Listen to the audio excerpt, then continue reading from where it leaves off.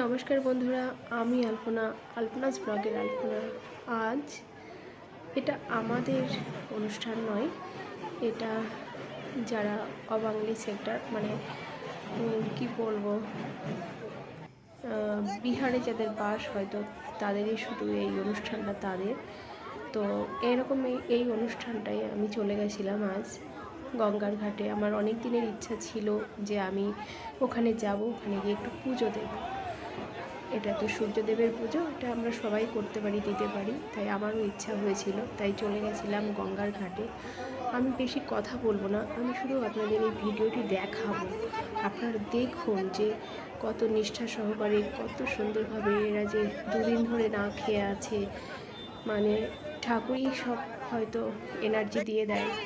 আর এই যে গঙ্গার ঘাটটা দেখুন, কত ভিড়, কত ভিড়, মানে কি যে ভিড় আমি বলতে পারবো না, প্রচণ্ড ভিড় এখানে। আর আমি একদম গঙ্গার জলে গিয়ে দাঁড়িয়ে আছি। দাঁড়িয়ে ওদের কাছে আমি পুজোটা দিলাম, দিয়ে ওখান থেকে আমাকে সিঁদুর পরিয়ে দিয়েছে। ওদের যে সিঁদুরটা ওরা পরে, ওই সিঁদুরটাই আমাকে পরিয়ে দিয়েছে কপালে টিপ হিসাবে। আমার খুব ভালো লেগেছে পুজোটা দিয়ে। আপনার ভিডিওটি দেখুন, খুব ভালো লাগবে।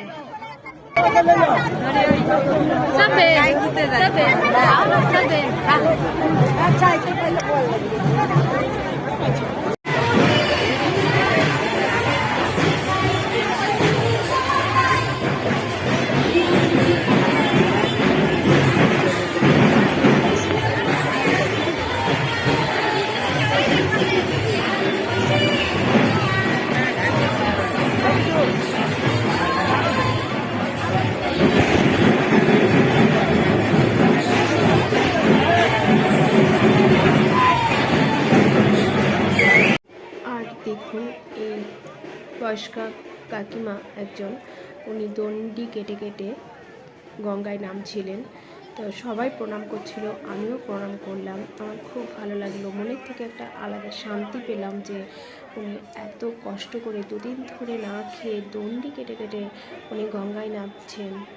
তো আমার প্রণাম করতে খুব ভালো লাগলো, প্রণাম করলাম ওনাকে, আমি খুব শান্তি পেলাম মনে।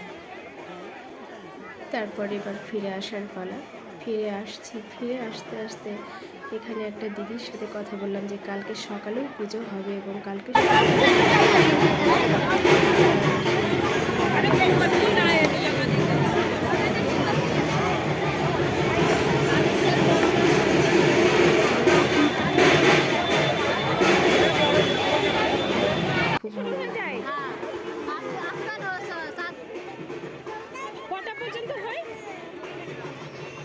কটা পর্যন্ত হয় পুজোটা? পুজো এমনি 9টা পর্যন্ত হয়, মানে তখন এলে প্রসাদ পাওয়া যায়। তারপরে দিদিটার সাথে কথা বলে ফিরে এলাম।